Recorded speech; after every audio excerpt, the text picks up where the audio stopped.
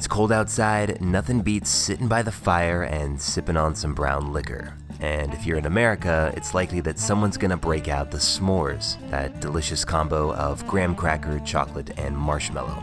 Well, what if we could combine all of those elements into one amazing, dad bod-inducing cocktail?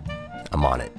We're gonna start by infusing some cocoa nibs into an aged rum. This is gonna give us some of that chocolate flavor without making the rum sweet. I really like this Mount Gay rum. It is full-bodied and delicious. We're gonna add about 200 milliliters of that to a mason jar, and then add 25 grams or 2 tablespoons of your cocoa nibs into the jar. Let it sit for about 3 hours, shaking occasionally, and then strain out the cocoa nibs.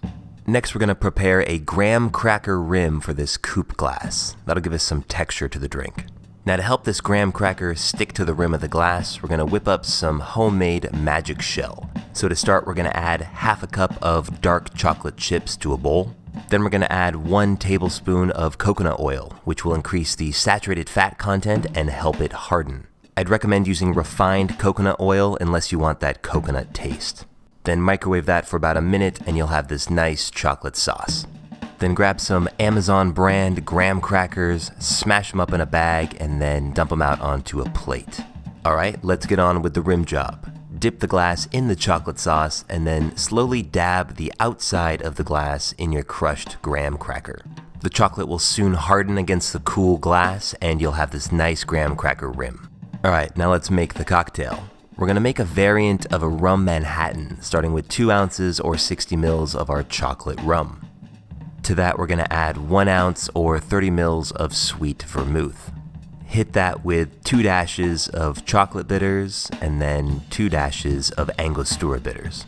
While we stir that up, let's learn some fun facts about s'mores. So s'more is a contraction of the phrase some more, and apparently the first recipe was published around the 1920s. There's also a National S'mores Day, which is celebrated annually on August 10th. And now that you know these fun facts, you'll be a hit at the next campfire. After stirring for about 45 seconds, we're gonna strain that into our coupe glass. Then we're gonna garnish with a marshmallow. But what kind of monster would eat an untoasted marshmallow? To create our fire, we're first gonna need to make a fire pit.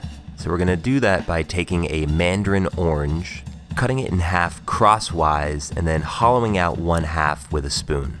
For our wick, we're just gonna use a plain sugar cube, and for our fuel, some peppermint extract, which typically is around 90% alcohol.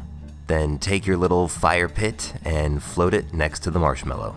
Then ignite it for your guest, and right away you'll see a bright, beautiful flame coming off that peppermint oil. And now your guest can toast their marshmallow however they like it. I personally always try to go for that perfectly even golden brown toast, but always end up catching it on fire in the end. What about you guys? You should also serve this alongside a little bowl and a spoon so your guests can fish out that fire pit when they're done. Okay, let's see if we've successfully brought the s'more experience into a cocktail, starting with this perfectly burnt to a crisp marshmallow. We get that graham cracker from the rim, which also gives it a nice texture, and the cocktail itself is awesome. I feel like all we're missing is a ghost story to complete the campfire experience. Thanks for watching, guys. If you're doing any holiday shopping for any cocktail enthusiasts, I've updated my Amazon shopping page with some new books and equipment. Head over there and check it out. Buying through this page also supports cocktail chemistry. Cheers.